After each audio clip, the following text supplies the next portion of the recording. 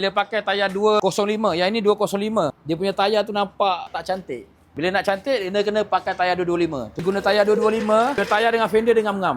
Cuma ni nanti adjustable kena naikkan sikit lah bagi dia ada ruang untuk bounce tu. Tapi untuk belakang, bila pakai tayar 205, tengok ni tayar 205, dia punya tayar tu nampak kecil, tak sesuai lah. 215 pun tak sesuai lagi. So nak kena adjust pakai 205. Yang ni bahagian depan. Nak confirm pakai 225. Untuk bahagian belakang, nak try masukkan yang ni pergi ke belakang nak tengok. Saiz tayar 225, boleh ngam tak? Yang ini tadi, depan kita dah test. Bila kita turn steering, dia tak ada jejak apa-apa.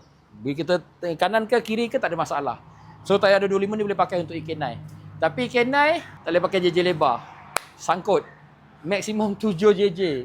7,5 pun nak kena cari yang terkeluar sikit lah. Tapi ni 7 JJ ngam-ngam lah. Cun-cun. Okey tak Mesa? Okey bos. Okey. Asalkan bos yang bayar okey je. Okey. Walau bagaimanapun jangan lupa Pedal to Metal pada 17 hari bulan 4 ni, iaitu hari Jumaat Sabtu. Race-nya pada pukul 1 pagi hingga 5 pagi. Jadinya kepada Uncle Shah, Pedal to Metal, tahniah kerana boleh bagi lucky draw. Dia punya hadiah utama dia apa? Proton Putra 400 horsepower.